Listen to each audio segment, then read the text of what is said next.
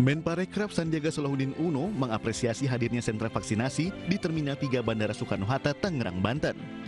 Kehadiran sentra vaksinasi di bandara diharapkan bisa menjadi langkah inovasi, sehingga dapat mempermudah wisatawan maupun masyarakat dalam melakukan perjalanan. Ini bagian daripada kerja keras kita untuk mencapai target vaksinasi 2 juta per hari, seperti dicanangkan oleh Bapak Presiden. Untuk mencapai herd immunity nggak bisa kerja sendiri-sendiri, harus kerja bareng. Sentra vaksinasi Bandara Suta menyediakan dosis kedua dengan target 14.000 dosis vaksin. Percepatan vaksinasi nasional diharapkan ikut membantu kebangkitan sektor pariwisata yang saat ini tengah terpuruk akibat pandemi COVID-19.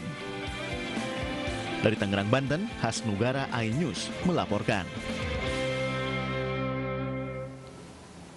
Pemirsa, kita akan pantau kembali situasi lalu lintas di kawasan Senayan, Jakarta bersama Angelica Devagam. Angel, apakah pemberlakuan ganjil genap membuat lalu lintas di sana lancar atau justru lebih padat dari biasanya? Ya, Safa, tidak jauh berbeda seperti sore tadi. Pada saat ini situasi di kawasan Bundaran Senayan di masa pemberlakuan sistem ganjil genap di hari pertama, situasinya berlangsung kondusif. Adapun terjadi kepadatan memang sempat terjadi karena memang saat ini adalah jam pulang kerja bagi para pekerja esensial. Kemudian ada lampu lalu lintas dan juga ditambah pemeriksaan atau penjagaan dari aparat kepolisian, Satpol PP dan Dinas Perhubungan dalam rangka pengendalian mobilitas ganjil genap. Dan dari pantauan kami, ini sejumlah kendaraan yang sudah melintas di kawasan Sudirman ini karena adanya pemeriksaan ini memang sudah didominasi oleh kendaraan berplat genap sesuai dengan tanggal pada hari ini. Sementara ada pun kendaraan yang tidak sesuai dengan tanggal hari ini yaitu berplat ganjil, ini diarahkan menuju ke Jalan Hang Lekir. Dan dari pantauan kami sepanjang dari kendaraan atau pengendara yang mengendarai kendaraan dengan plat ganjil ini tidak ada yang melakukan protes begitu pada saat diarahkan oleh aparat kepolisian untuk putar balik ke arah Hang Lekir, Jakarta Selatan ini. Dan untuk pemberlakuan sistem ganjil genap ini di kawasan DKI Jakarta ini memang dijalankan di sejumlah titik di kawasan ibu kota, salah satunya Sudirman, dan pemberlakuan ini berlangsung dari hari ini tanggal 12 hingga tanggal 16 Agustus mendatang selama masa PPKM level 4. Dan untuk pemberlakuan sistem ganjil genap ini berlangsung dari pukul 6 pagi hingga pukul 8 malam. Dan adapun yang boleh melintasi ke jalan-jalan yang diberlakukan sistem ganjil genap ini adalah kendaraan tenaga kesehatan, kemudian ambulans, kendaraan lembaga negara, dan juga kendaraan darurat serta kendaraan bermotor ataupun juga kendaraan angkutan umum. Syafa. Ya, terima kasih Angelica Devagam melaporkan langsung dari kawasan Senayan, Jakarta. Pemirsa, Kepala Badan Intelijen Negara Jenderal Polisi Purnawirawan Budi Gunawan kembali meninjau vaksinasi lanjutan yang salah satunya digelar di SMP Negeri 11 Kota Tangerang, Banten. Selanjutnya, Kepala BIN mengecek pelaksanaan vaksinasi door-to-door di perumahan Pondok Makmur, Tangerang, Banten.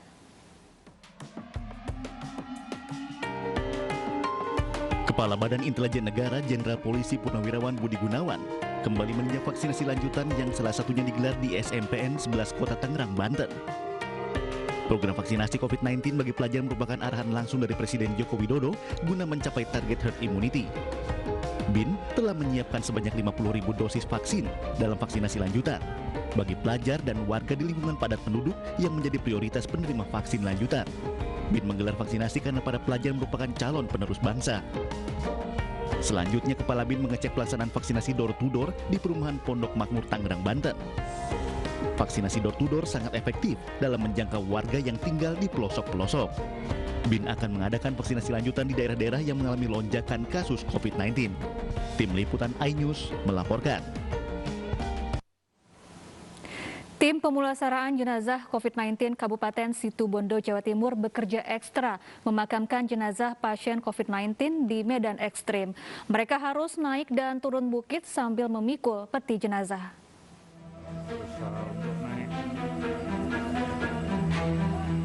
Medan yang ekstrim dan curam harus dilalui petugas pemulasaran jenazah COVID-19. Meski dini hari, mereka melewati jalan Desa Kayumas, Kecamatan Arjasa yang berbukit. Medan yang berlumpur menyebabkan ambulans harus beberapa kali didorong. Petugas dan warga yang menggotong peti jenazah harus melewati jalur berlumpur, berbatu dan berbukit karena rute yang ekstrim tidak bisa dilalui mobil jenazah. Medannya yang cukup jauh dan juga sulit karena jalan berlekok, kanan kiri tebing dan juga curah. Ini yang membuat kewalahan kita. Bahkan ambulan sempat didorong oleh warga karena nggak mampu untuk menanjak, untuk naik.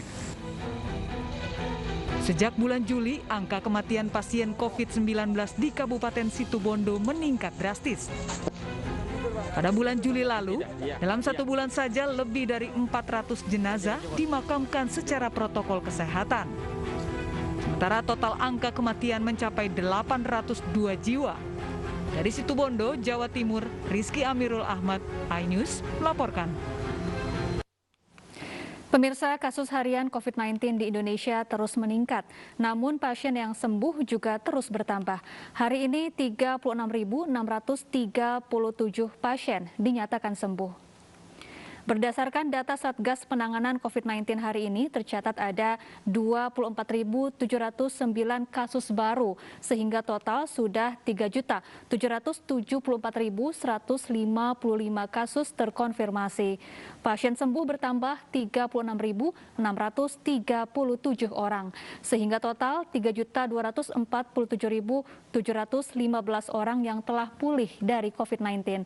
Namun penambahan angka kematian akibat COVID-19 masih tinggi, yaitu 1.466 orang, sehingga total sudah 113.664 orang yang meninggal dunia.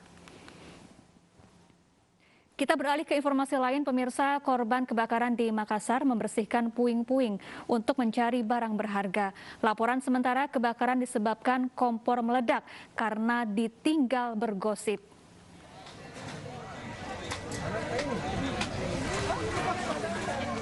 Sejumlah warga korban kebakaran hebat yang terjadi di Jalan Muhammad Tahir pada Rabu kemarin kembali mendatangi rumah mereka. Mereka mencari barang berharga mereka di puing-puing rumah mereka yang rata dengan tanah. Sementara itu, untuk menyambung kebutuhan hidup, sebagian dari warga membangun tenda darurat sebagai tempat pengungsian mengingat kapasitas masjid di sekitar tidak memadai lagi. Yang bisa diselamatkan bagaimana? Tidak ada sama sekali, tinggal yang di badan. Saat kebakaran ibu di mana? Kamar mandi. Oh, setelah keluar dari kamar mandi, api sudah di sini, jadi langsung saja keluar pakai handuk. Untung ada yang lempari baju, pakai baju keluar. Bantuan bagaimana, Bu? Ya, alhamdulillah sudah banyak dari keluarga, dari keluarga sekitar sini, pemerintah. Iya. Sudah banyak. Ada kebutuhan yang paling mendesak, Bu, untuk jadi diharapkan? Yang paling mendesak itu kayak air, atas dapur, ya, tempat tidur, selimut apa. Sebelumnya api menghanguskan puluhan rumah di Kecamatan Tamalate, Makassar, Sulawesi Selatan. Permukiman yang cukup padat dan angin yang kencang sempat menyulitkan petugas memadamkan api. Sebanyak 22 armada pemadam kebakaran dikerahkan dari Posko Malengkeri, Posko Timur, dan juga Posko Ujung Tanah. Laporan sementara, penyebab kebakaran adanya warga yang memasak lalu ditinggal untuk bergosip. Akibatnya kompor meledak dan menyebabkan kebakaran.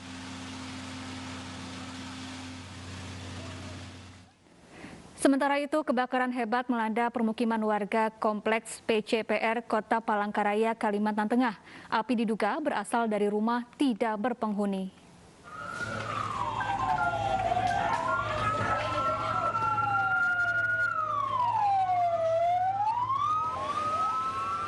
Kebakaran hebat melanda 2 rumah di Komplek PCPR Kota Palangkaraya, Kalimantan Tengah pada Rabu tengah malam.